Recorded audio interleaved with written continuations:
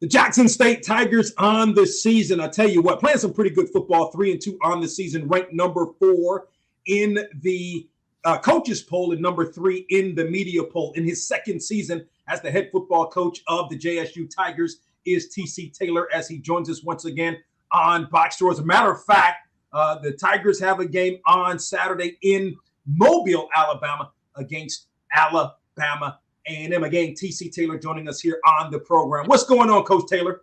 Not much, man. How you doing, man? Pleasure to be here. Thanks for having me. I'm excited about it and looking forward to another big game this weekend, but everything's going well right now.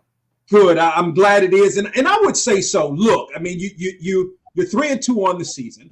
We're 1-0 in conference play. Sure, you had a hiccup against Grambling, but I guess fortunate enough it wasn't a conference game.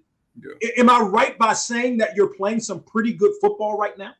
Oh, definitely. You look way back at the Monroe game, out opponent FBS game. I thought we played well, made huge strides in that game, and came back, dominated lane, played well against Southern. Did have the big letdown in Grambling, but I thought that was, a lot of times as coaches, you say that was needed. That was needed. It humbled us, got us back grounded, and we came back this past weekend and really dominated a good Texas Southern football team. So we're doing some good things right now. Offensively, defensively, we're looking strong. Very pleased with our special teams right now. We got a big return last week from a true freshman, Travis Terrell. So we got things going in the right direction, but we got to stay consistent. That's the thing I tell my guys. We want to stay consistent with this program and, continue to take it one game at a time. Your field goal kickers made 7 of 8. You've got one of the best punters in the country, and in Matt Knowles, averaging in excess of 41 yards per punt. But his plus 50 punts and his punts inside the 20 are really key. It's interesting you mentioned Texas Southern, right? Good football team. You handled them, right? But what's interesting to me is the game before that you had Grambling, but the game before that was the rivalry game against Southern. So you had the Grambling game sandwich in between your rivalry game and then a dangerous team. What exactly happened in that Grambling?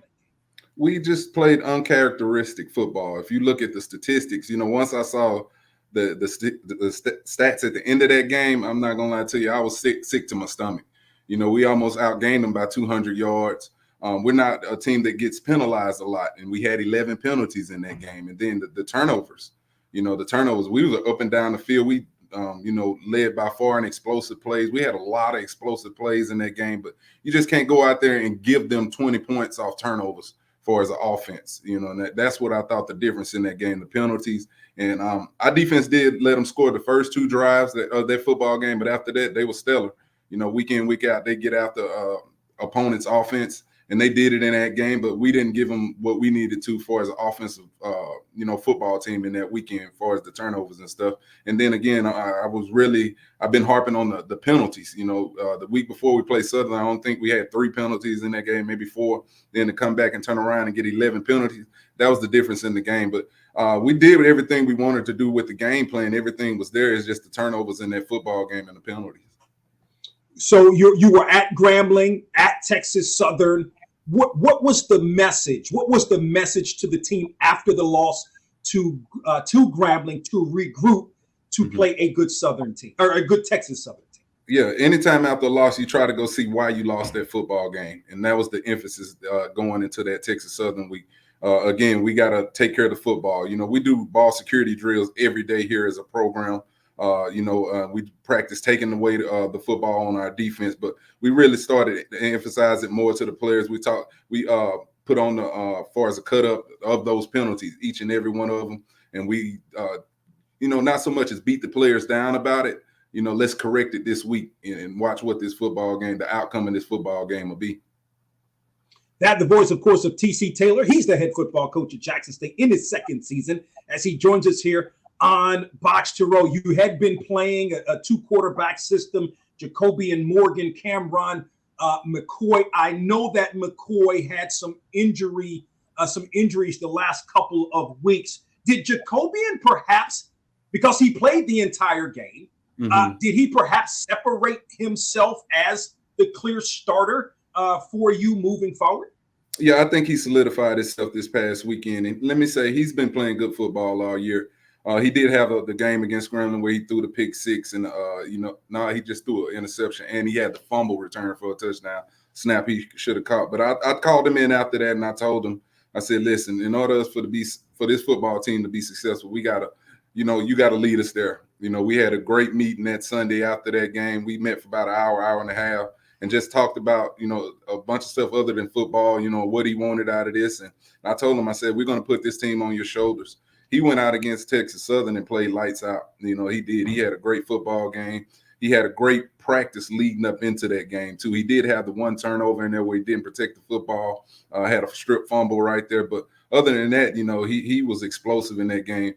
Even the long run, that shocked me. That's something that he'll give you 15, maybe 20 yards, but for him to take that to the house, he showed a lot of growth, and his teammates needed to see it. Once they seen it, some of the throws he was making were lights out. So, he's the guy that, I told him we want to put this team on your shoulders. You get us there, and together we'll get this done. 14 points against Louisiana Monroe. Even in the loss to Grambling, you had 20 points. You're scoring points, and the offense is averaging 400, almost right at 400 yards a game. How potent is this offense? We talk about the next man up. Right now, we're down a Rico Powers, a Fabian McCray, all-conference receiver, Kobe Paul, but it's just it's always next man up, but very explosive with the return of Irv Mulligan, J.D. Martin, those guys back in the lineup. The things Travis Terrell is doing. We got a tight end here that's really good. Marvin Landed is making explosive plays. But it all starts with those big hogs up front. The things that Coach Manny Ramirez is doing with our offensive line. They got great size. They got great footwork. And, they're blocking and changing and controlling the line of scrimmage for us. And we got a host of guys that can make plays. So I still don't think you've seen our best yet for as an offensive football team. And then defensively, you're holding teams to just a little bit more than 100 yards rushing per game past when you're talking about college football in 2024 and you're holding teams under 200 and you're at 164 in terms of pass defense, and that's pretty good. You got to be pleased with the way your defense is playing also. They're playing awesome. Again, we talk about the offensive line, the backbone on the offense, but it's that defensive line and those linebackers over there. They really take it upon themselves to take away the run from teams, and they've been doing a good job of that week in, week out. They do a great job, and when they're rushing the passer like that and getting to the quarterback, it makes it easy for our secondary, and we got some talented guys back there as well. But that was a big emphasis for us. I thought in the offseason, if we could recruit well at the linebacker position, because those D linemen was already in place. The D line was in place, but you add a Reed Pulliam, Ashton Taylor to the mix at the linebacker position, I knew we could be an elite defense. And also, hats off to Coach Quinn, first-time defensive coordinator. He has been doing a great job of teaching these guys the ins and outs of the defense and the things he want to do. Very aggressive defensive coordinator. So, as a unit, all these new coaches we got over there, they've been doing a heck of a job. TC Taylor, again in his second season as the head football coach at Jackson State, joins us here on the program. Coach Taylor, your third game on the road, this time in Mobile, against an Alabama A&M team that is dangerous. Connell Maynard is going to come to place, particularly offensively. What concerns you most about the Bulldogs?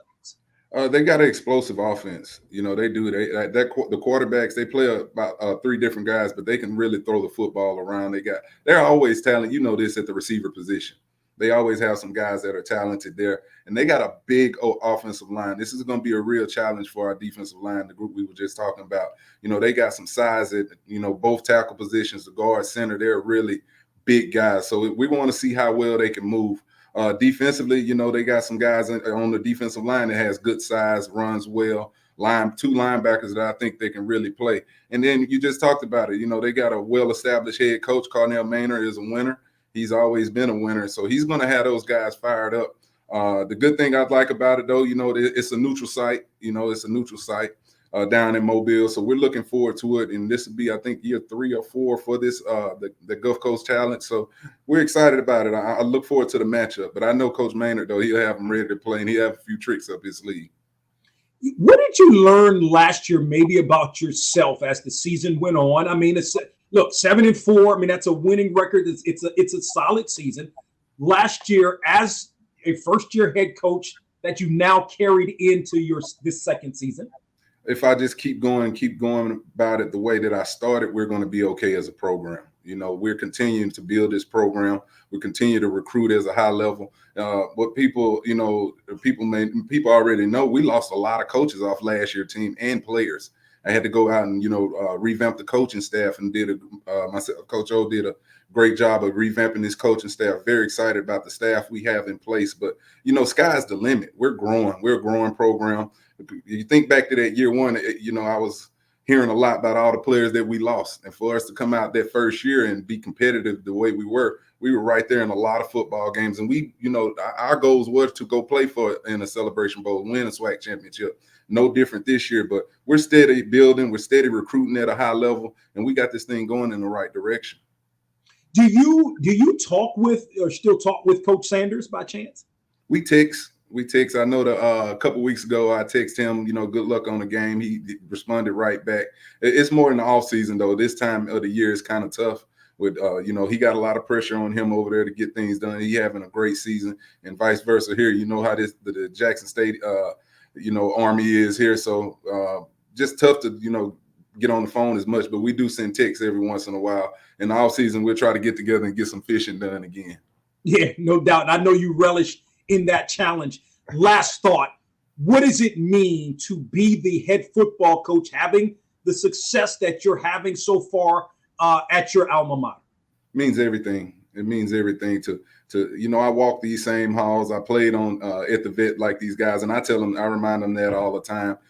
Like a game like playing A&M this weekend, I remember the battles having against the Alabama A&M, the Gramblings, and everything. But it means the world.